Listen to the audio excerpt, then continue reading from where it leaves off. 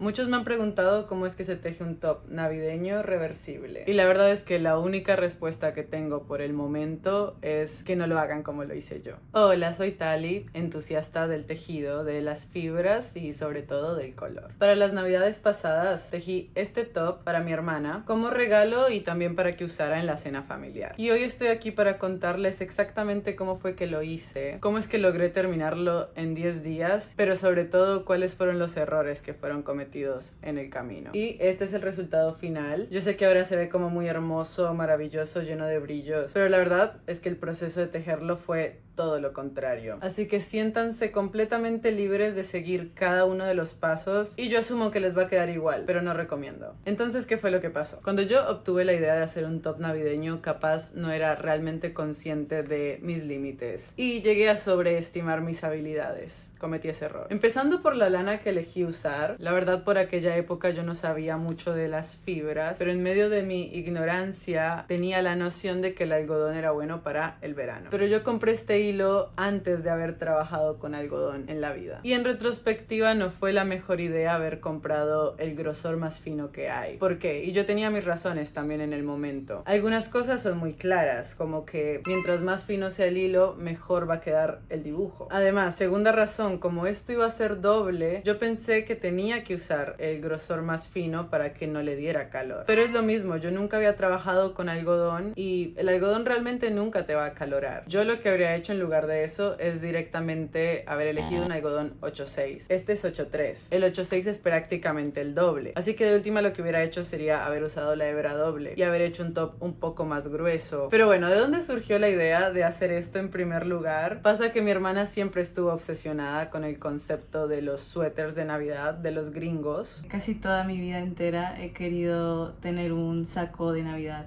con patrones feos, básicamente. Porque, no sé, es muy fascinante la idea de una prenda de ropa que es muy fea y que solo se puede usar un día al año. Y ella quería algo parecido, con ese estilo, no necesariamente feo, pero con el sobrecargado estilo de un suéter gringo de Navidad. Y yo estaba muy feliz con cumplirle el deseo. Pero lógicamente era muy difícil hacerle un suéter porque en Navidad hace calor. Ya empezó a surgir la conversación, la discusión sobre... Bueno, ¿y qué tal si hacemos esto? De un saco navideño con patrón feo, pero en edición verano. Y ahí todo bien, pero hay un tema.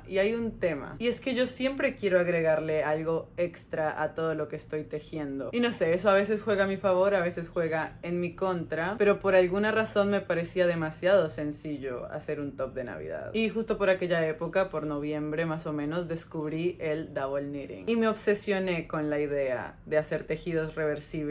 Pero ahora en retrospectiva medio que entiendo la razón detrás de que casi nadie hace ropa reversible. Yo lo tuve que descubrir por el camino más difícil. Yo solo quería la idea inicial del patrón navideño, básicamente.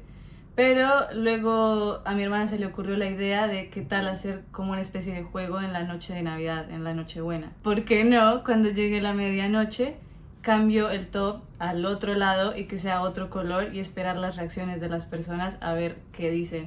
Y entonces después de tanto tiempo pensando en hacer esto, llegó el 14 de diciembre. Ya tenía la idea, ya tenía la lana, ya había comprado el patrón y yo no pensé que fuera a ser tan difícil. Yo subestimé muchísimo este proyecto y eso es decir mucho porque yo ya pensaba que iba a ser difícil, pero no pensé que fuera a ser tan difícil. Entonces, ¿qué hice? 14 de diciembre. Utilicé este patrón 9 p.m. Tongue de Tip Knit. Pasé, lo leí, lo fui modificando y prácticamente pasé el patrón completo a Chartminder, que si no conocen, chartminder.com es una página web para diseñar tus patrones. Pueden hacer colorwork, pueden hacer patrones escalados o lo que quieran. Entonces pasé el patrón de Tip Knit, lo pasé al Chartminder y ahí me quedó como el lienzo en blanco para empezar a dibujar. ¿Qué hice después? Busqué los patrones navideños en Pinterest y fui haciendo como un collage directamente en Paint para lograr más o menos el dibujo que quería, porque tenía luego que voltearlo. Porque la cuestión y otra cuestión, yo decidí tejer esto de arriba hacia abajo. Esa no es una decisión muy inteligente. O sea, a mí no se me hacía muy raro porque prácticamente nunca tejí algo de abajo hacia arriba. Todos los patrones que tejí son de arriba hacia abajo. Y yo dije, ¿qué tan difícil puede ser? Pero bueno, lo inteligente hubiera sido tejerlo de abajo hacia arriba, así dibujo directamente. Como que yo hubiera podido haber dibujado directamente en el Chartminder los dibujos que yo quería y ir tejiéndolos como eran, pero tuve que voltear todo, tuve que hacer todo al revés y más o menos ir adivinando dónde iban las cosas. Entonces pasé casi 5 días diseñando el patrón, lo cual yo no esperaba. Yo esperé pasar 1 o 2. Cada día me daba cuenta de que tenía menos tiempo. Iba perdiendo un poco la fe. Yo la verdad no sabía si lo iba a lograr y tampoco sabía qué iba a hacer si no lo lograba. Era como vivía paralizada del miedo. Los 10 peores días. No, tampoco. Entonces terminé empezando a tejer antes de haber terminado el patrón. Empezó todo a ser un desorden porque como que no avanzaba bien en nada. Y bueno, terminé el diseño del color work el 20 de diciembre. Y para ese punto solo había hecho esta parte de enfrente y esta parte de la espalda, hasta esta línea. Y acababa de unirlos juntos para empezar a trabajar en circular. Otra cosa que se puso en mi camino fueron los aumentos. Suena lógico que tendría que haber pensado en eso antes, pero no lo sé. No lo hice. Yo realmente no había pensado en cómo iba a ser los aumentos. Yo solo asumí que podía encontrar un video y aprender. Y sí, eso hice, pero fue muy lento. Muchas de las cosas que más me complicaron el camino realmente no hubieran sido un problema si yo hubiera tenido más tiempo. Entonces, todos estos aumentos me demoraron y complicaron la existencia. Pero ya una vez, lo único que tenía que hacer era tejer en circular, también me calmé un poco, porque dije, no es posible que no termine si tengo 4 días. Como que dije, si paso 4 días enteros, seguidos, tejiendo, tengo que poder. Día 1. Tejo por 8 horas, terrible. 3 de la mañana sigo tejiendo, no puedo ver bien los puntos. Me equivoco un montón con los derechos y con los revés. Y la paso fatal. Día 2, me vuelve a dar la madrugada. Estoy completamente quemada de la cabeza. ¿Qué decido hacer? Decido trabajar en este borde de aquí arriba. Ese es el momento en el que me doy cuenta que no tengo idea de cómo recoger puntos en double knitting. Realmente no sé cuántas de ustedes tienen experiencia con el double knitting, pero he descubierto que puede llegar a ser más complicado de lo que uno piensa, incluso después de haberlo entendido. Yo tenía que recoger puntos acá para hacer este borde, pero el tema con recoger puntos es que siempre dejan del lado de atrás una especie de costura, y yo también necesitaba que el lado de atrás estuviera limpio, y fue una locura intentar encontrar un tutorial para esa situación en específico. Y cuando llegué, por fin llegué, que decía cómo recoger puntos de ambos lados, básicamente. Y yo no quiero ponerme aquí tampoco muy técnica porque, como les digo, este top es una sopa de cosas que hice como muy a las patadas. Entonces, ¿qué tenía yo que hacer? Este borde va como hacia allá y el top pues va hacia allá. Ese fue el desafío. Y cuando tuve que recoger puntos acá, la forma de hacerlo doble es seguir tejiendo para arriba y yo tenía que tejer para el otro lado, para allá. Dolor de cabeza. Esa es la razón por la que aquí se ven estos puntos blancos, que en serio no los puedo mirar porque me da como muchísima bronca. Estoy pensando en pasarle un hilo con una aguja normal y cubrirlos porque no puedo seguir viendo esto. Esa noche lo intenté 3 veces hasta que me salió, porque ni siquiera estaba entendiendo yo realmente el tutorial, estaba demasiado cansada. Pero acá en la parte de atrás se aprecia un poco mejor la diferencia entre el borde donde recogí los puntos y el borde que realmente debía tejer.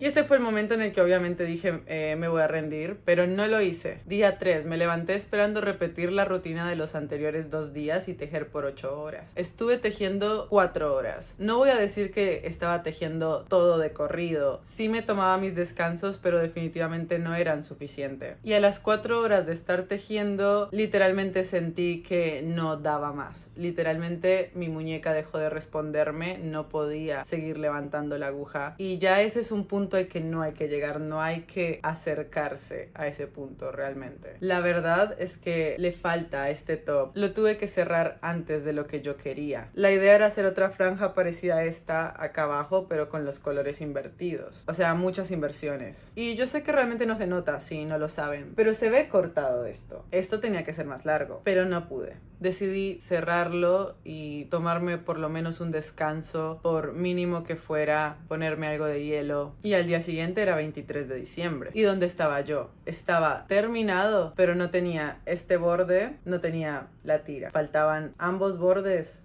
ambas tiras. Y ya ahí la crisis fue diferente. Yo no podía creer que estaba tan cerca y que había hecho tanto trabajo para al final no poder hacer 2 tiras. Yo intenté ir con calma. Intenté calmar mi mente también, porque esto ya me estaba pesando. Pude recoger los puntos acá. Esta vez lo hice de la forma correcta. También estaba más fresca del cerebro. Igual se nota.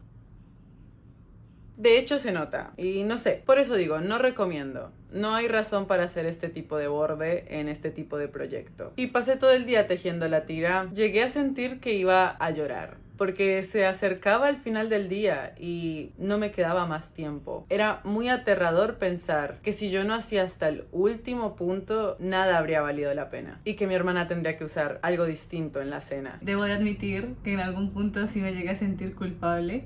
Como ver a mi hermana en colapso nervioso total y yo como jaja, toda tranquila, esperando la Navidad. Pero bueno, siendo una bola de ansiedad o no, logré terminarlo y logré recoger los puntos del otro lado. Esa noche me fui a dormir y yo no estaba segura de qué iba a pasar. No sabía si al despertar iba a ser físicamente capaz de tejer y de terminar la tira. Pero me acuerdo que esa noche mi hermana me vio y me dijo, tranqui, lo vas a lograr, siempre lo logras. Sentía mucha certeza de que el top iba a resultar.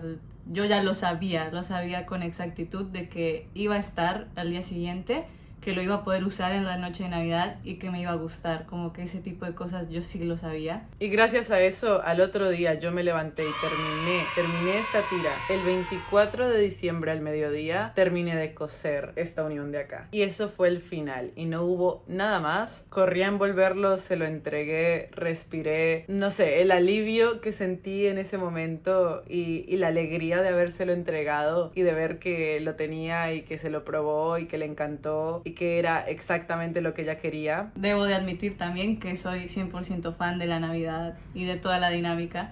Entonces eso de desempacar, como, ¿qué será lo que hay adentro del papel? Y pues yo sí sabía lo que había adentro, pero el hecho de ver la emoción de Tali, como de ir al arbolito, recoger el regalo y yo desempacarlo, pues sí son sensaciones muy lindas y que de verdad a mí me gusta mucho ese momento preciso. Quería presumirlo, tipo, miren lo que hizo mi hermana para mí y lo estoy usando en este momento.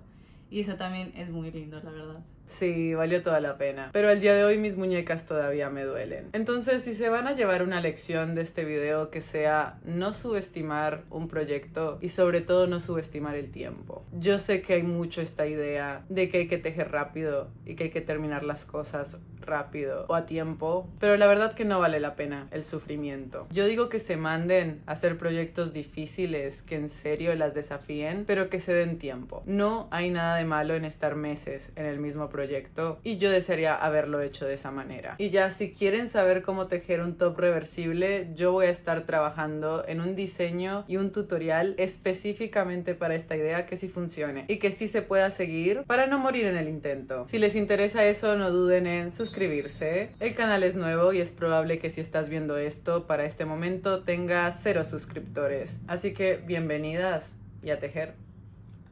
¿Puedo decir YouTube y todo? Esto es para YouTube. Entonces sí. Un saludito a mis amigos de YouTube.